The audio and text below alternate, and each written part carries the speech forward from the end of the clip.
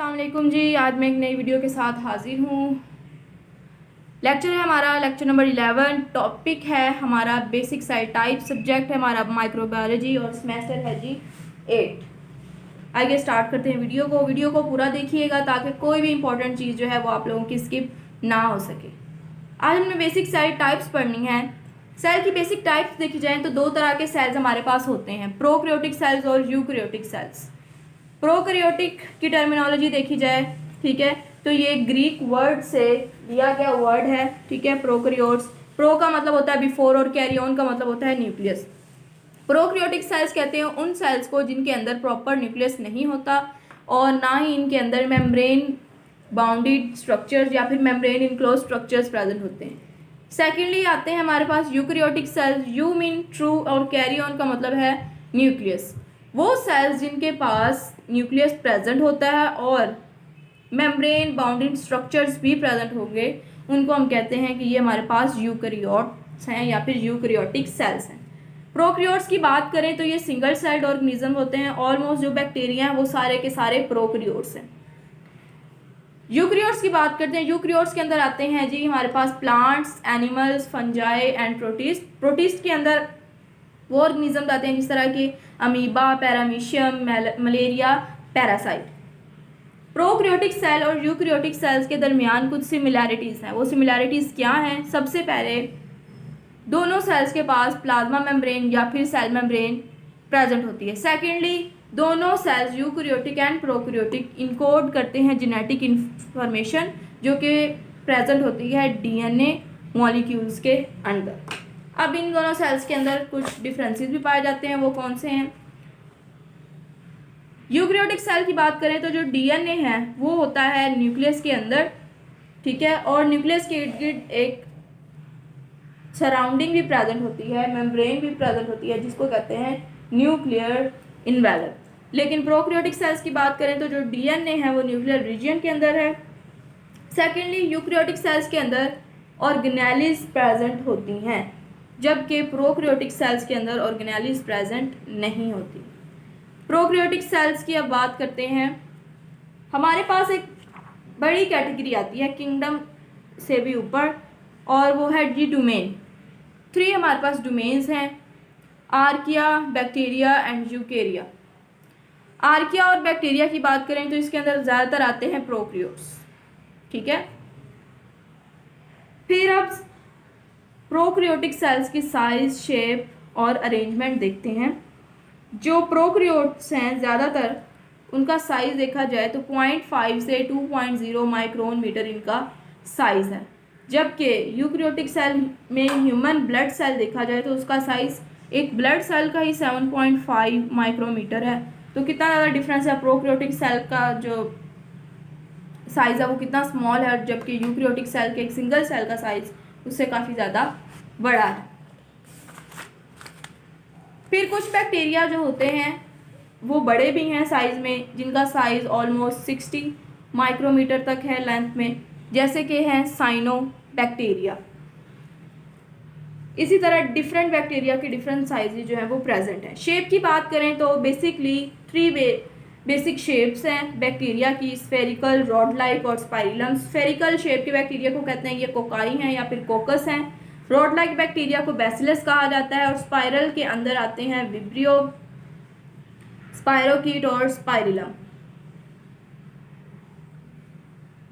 Vibrio जो हैं bacteria इनके अंदर आते हैं कोमा शेप, ठीक है, कोमा शेप बैक्टीरियम आते हैं। स्पाइरिला की बात करें, स्पाइरिलम की बात करें तो इनके अंदर वेवी शेप के बैक्टीरिया आते हैं। और स्पाइरोकीट की बात की जाए तो इनके अंदर आते हैं जी हमारे पास कॉर्कस्क्रू, इस टाइप के बैक्टीरिया जो हैं वो आते हैं। फिर कुछ बैक्टीरिया जो है वो स्क्वायर फॉर्म के भी अंदर पाए गए हैं, जैसे कि रेड सी के अंदर जो कि 1981 के अंदर डिस्कवर हुए थे। इन बैक्टीरिया की जो शेप थी वो थी स्क्वायर शेप। इनका जो साइज था वो 224 माइक्रोमीटर था, ठीक है।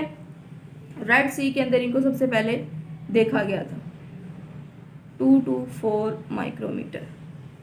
बैक्टीरिया एक प्रॉपर्टी शो करते हैं जिसको कहते हैं प्लियोमॉर्फिज्म, जिसके अंदर क्या होता है कि जो बैक्टीरिया हैं एक सिंगल कल्चर के अंदर सेवरल फॉर्म्स के अंदर प्रेजेंट होते हैं। एक wide variety of forms bacteria की एग्जिस्ट कर सकती है एक सिंगल कल्चर के अंदर, और इस प्रॉपर्टी को कहते हैं प्लियोमॉर्फिज्म। फिर अरेंजमेंट की बात करते हैं बैक्टीरियल सेल्स की, ठीक है।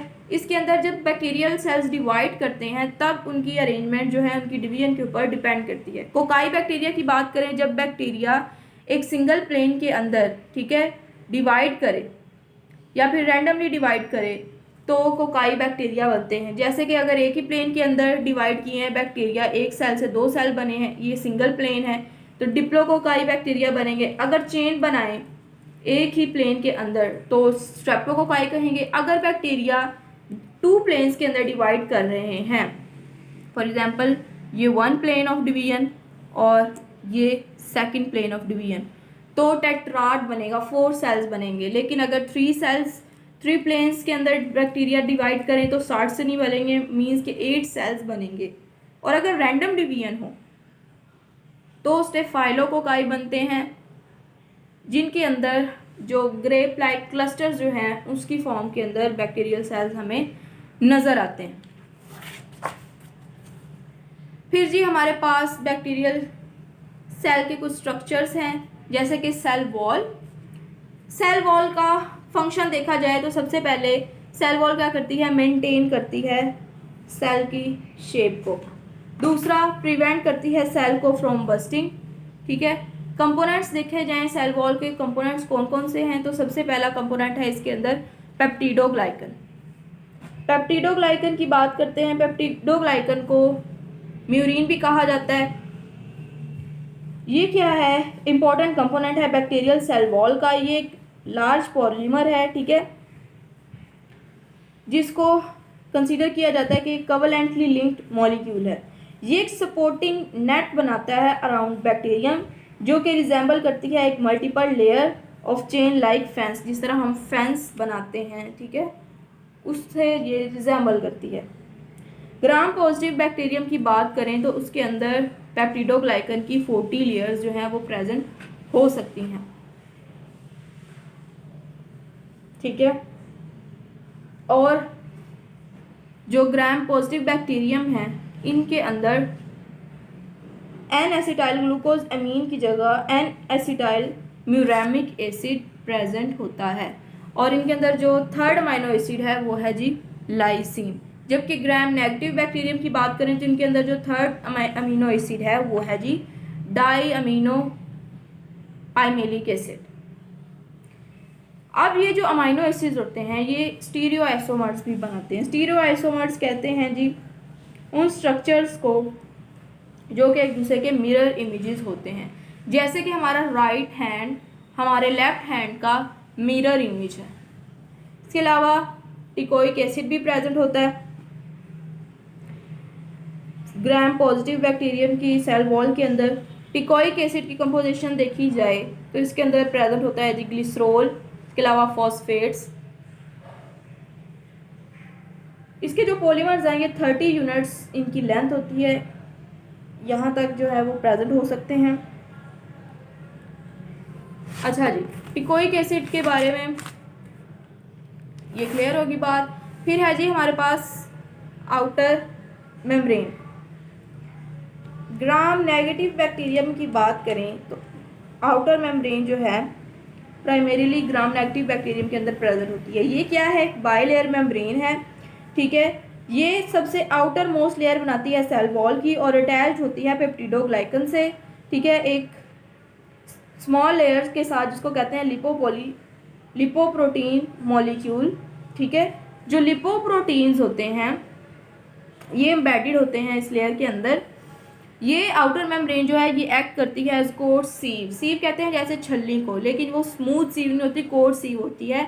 और इसका जो है लिटिल कंट्रोल भी है ओवर द मूवमेंट। कंट्रोल करती है ये ट्रांसपोर्ट को सर्टेन प्रोटीन्स और पोरिन्स।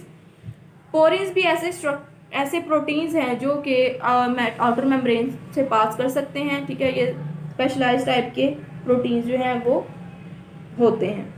उसके बाद है जी लिपोपॉलीसेकेराइड्स। लिपोपॉलीसेकेराइड जो है इनको एंडोटॉक्सिन भी कहा जाता है। ये एक इम्पॉर्टेंट पार्ट है आउटर मेम्ब्रेन का, ठीक है,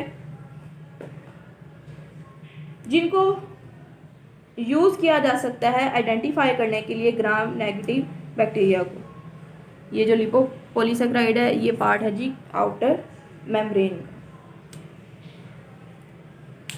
अच्छा जी, हम बात कर रहे हैं जी लिपोपॉलीसेकेराइड्स की। ये इंटीग्रल पार्ट है सेल वॉल का, जो कि रिलीज नहीं होता जब तक कि सेल वॉल जो है डेड सेल्स की, डेड बैक्टीरिया की, वो ब्रोकन हो जाए। जो लिपोपॉलीसेकेराइड्स हैं उनके पास होते हैं पॉलीसेकेराइड्स और लिपिड ए। लिपिड ए क्या करता है? लिपिड ए एक्ट करता है एज अ टॉक्सिन। इसके पास हाईली टॉक्सिक प्रॉपर्टीज़ होती हैं, ठीक है, जो कि ग्राम पॉजिटिव बैक्टीरिया का जो इन्फेक्शन है उसको करवाने के अंदर हेल्पफुल होती हैं। इसकी वजह से जो पेशेंट है उसके अंदर फीवर भी हो सकता है और इसकी वजह से जो ब्लड वेसल्स है वो भी डायलेट होती हैं, जिसकी वजह से जो ब्लड प्रेशर है पेशेंट का वो ड्रॉप हो सकता है। सेकंड है हमारे पास पेरीप्लाज्मिक स्पेस। पेरीप्लाज्मिक स्पेस क्या है? पेरीप्लाज्मिक स्पेस एक गैप है बिटवीन सेल मेम्ब्रेन और सेल वॉल के दरमियान, ठीक है जी। ये गैप जो है ये ऑब्जर्व किया जाता है इलेक्ट्रॉन माइक्रोस्कोपी जब हम करते हैं ग्राम नेगेटिव बैक्टीरियम की, ठीक है। ये रिप्रेजेंट करता है पेरीप्लाज्मिक स्पेस एक active area of cell metabolism. इस स्पेस के अंदर, ठीक है, जो सेल वॉल पे पेप्टिडोग्लाइकन है वो प्रेजेंट नहीं होता, बल्कि उसके साथ साथ डाइजेस्टिव एंजाइम और ट्रांसपोर्ट प्रोटीन्स भी प्रेजेंट हो सकते हैं। ये था जी हमारा आज का लेक्चर। होप्स आपको वीडियो अच्छी लगी होगी। काइंडली चैनल को सब्सक्राइब करें, वीडियो को लाइक करें और ज़्यादा से ज़्यादा शेयर करें। Thank you for watching. अल्लाह हाफिज़।